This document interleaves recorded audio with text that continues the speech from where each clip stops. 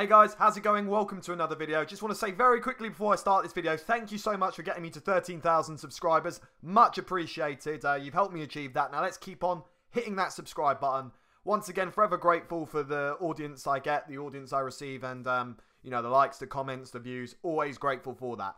So it's, by the time I upload this, it would be coming close to the end of the transfer window, and it's just come to our attention now that the deal for Skriniar is now off. Apparently, a deal couldn't be reached, so talks basically broke down between Tottenham and Inter Milan. Now, I've got to be honest, I am very disappointed with this. A centre-back was pivotal. We needed a new centre-back for this transfer window. Now, don't get me wrong, I know that we've had a very good transfer window as of so far. We've signed a new striker. We signed a very good central defensive midfielder whose ability to break up the play has been superb from what I've seen, despite it wasn't a quick start. We've signed a right back, Doherty. We've signed a left back, Rudiger. We've signed Gareth Bale. I would have liked to think we would have completed the circle and signed a backup centre back, which we haven't. You know, I'm hearing further rumours as well that we could be linked with Rudiger, which I think personally would be no point at all, because we're just essentially signing another mediocre centre back. I mean, we've got to look at what we've got so far. So right now, in our ideal starting lineup, we've got Reguilon starting as a left back, who I think is superb. Then we've got a right back with the option of Doherty or Aurier, which I think make for very good choices, especially as Aurier has not been playing bad lately. He even scored yesterday in our infamous win of 6-1 at Old Trafford. So really, the problem that worries me is the current centre-backs that we have. So let's narrow this down. We've got Toby Alderweireld, who I still think is our best centre-back, but as the years have gone by, you know, his quality and his ability have gone downhill a bit. Having said that, though, he is still our best centre-back, but this is why we would have probably needed Skriniar, someone of that quality, to be playing alongside Toby Alderweireld. I mean, if you think about it like this, yeah, when we had Jan Vertonghen, he wasn't exactly the best of centre-backs, I would have thought, but since we signed a younger centre-back at the time, Toby Alderweireld from Atletico Madrid, beating Southampton to it, it completely revolutionised the centre-back department. You know, Toby Alderweireld's quality, Jan Vertonghen merging next to it. You know, the Belgian centre-back choice. Even when we had Kevin Wimmer for that one season where he was playing good, you know, I felt like that is down to Toby Alderweireld's presence. So I would have liked to think that had we signed Skriniar, this would have made the same impact it did to Jan Vertonghen when it was Toby Alderweireld, but now it's Toby Alderweireld's impact. That's what I would have liked to have think happen. I would have liked to have think that, you know, had we signed Skriniar, then there would have definitely been a change of centre-back duo. That's my opinion on it. And we missed out on it. And now, having spoken about Toby Alderweireld, we've also got Eric Dier and Davinson Sanchez, who are, quite frankly, in my opinion, very... Okay, I'm gonna distinguish the two. Davinson Sanchez has got a lot of pace in him, so he would be ideally good for, you know, tracking back when it's counter-attacking football. But having said that as well, Davinson Sanchez has very clumsy moments.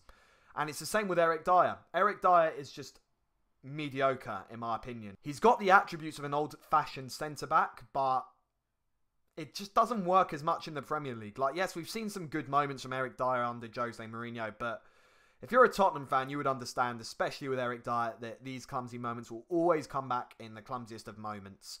And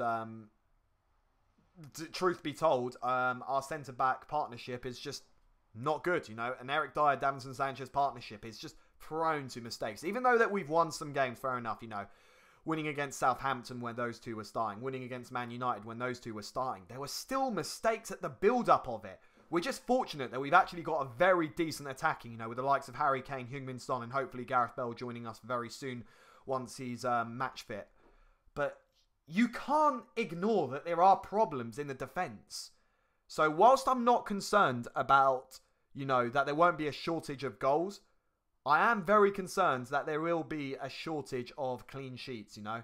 Hugo Lloris, despite he's our best shot stopper, he still needs a defence in front of him. And as a Tottenham fan, can you actually really think that relying on Davinson Sanchez and Eric Dier to be starting majority of the game? I want to see more of Toby Alderweireld, if I got to be honest with you. You see, there's this habit in our club, I feel sometimes, where we don't get 100% of the job done, and then it makes you worry that this might bite you back in the future. You know, having said that as well, you know, we were title contenders for 2 seasons in a row, but what was our main issue? Our starting 11. There was no problem with that, you know, especially when Eriksen was playing in his prime. Dele Alli was playing in his prime. Victor Wanyama, Moussa Dembele, perfect midfield partnership. You know, we had the best English fullback partnership as well, Carl Walker and Danny Rose. But the issue was the squad depth.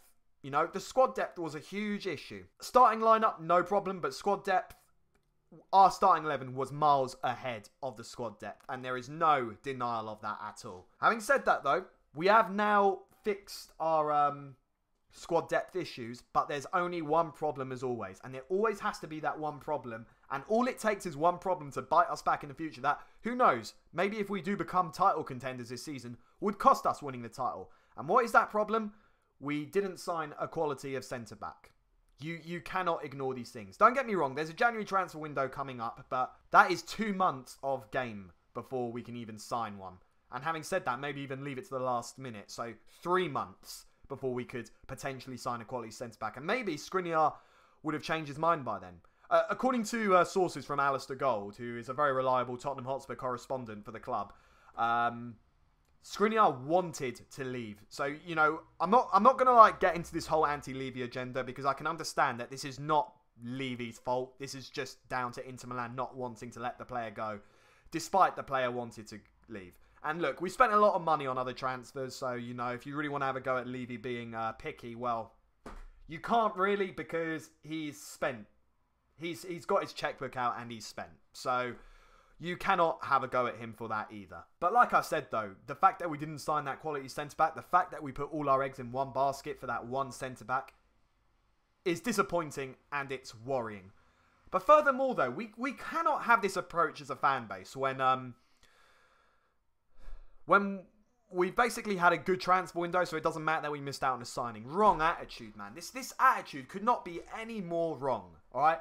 If you want to win stuff, all right, you need to have this mentality as a club, as a fan base, to want it all and not settle for, you know, not settle for that one thing that we needed. You know, the phrase as it goes, it's all or nothing, all right? Now, I don't want to be too extreme about this or look into it too much, but has it been an all or nothing transfer window? I'd like to think not, but it's definitely been a disappointing end to the transfer window if we do not sign a centre-back, which, by the way, I do not want Rudiger, okay? Rudiger is mediocre. Do not want him anywhere near our squad. You know, Rudiger is also ex-Chelsea, and he has not performed very well for Chelsea either. So, you know, those are your two main reasons why we should not be signing Rudiger. Look, it's been a bit of a weird start, you know, thinking that we're not going to qualify for Europa League, but then we do it in spectacular fashion. Having a very difficult start as well because of the amount of games that we've had, and we end it by winning 6-1. So I guess, you know, you can't have everything in life, but it doesn't mean that you cannot want everything in life. So this transfer window would have probably ended in a couple of hours' time, and, you know, we've got an international break coming up, so this is going to give Jose Mourinho a lot of time for these signings, you know, to gel into the squad. You know, we'd have hopefully had Gareth Bale back as well, so who knows, maybe we might see a front three of Harry Kane, Gareth Bale or Son. If I have to rate this transfer window out of 10, I would give it a 7.5, no, not 7.5. I'll give it an 8 out of 10 because we signed that backup striker, a position that we were crying for years since we let Llorente go on a free. And bearing in mind, by the way, this backup striker has scored something like 23 goals and 13 assists in 42 appearances.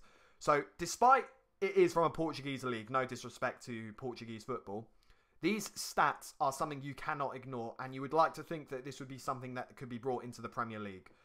So overall, though, I've got to give Daniel Levy credit for the way he's managed these signings, the way he's handled these signings, and everything. It's just, like I said, it's just disappointing that we couldn't get Skriniar, because that would have been more than just the icing in the cake. This would have been the complete to make us feel and realise that not only we could be top 4 contenders, but maybe possible, since Liverpool have screwed up against Aston Villa, Everton currently top in the league as well, maybe we could have been title contenders. Who knows? Who knows? But I'm not going to get cocky just yet. It is the start of the season, and we'll just have to see where the season takes us.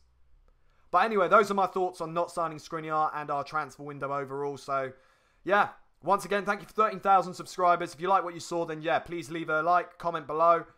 Comment below what you would have rated this transfer window as well. But in the meantime, that's me done for this video, and I'll see you in the next upload.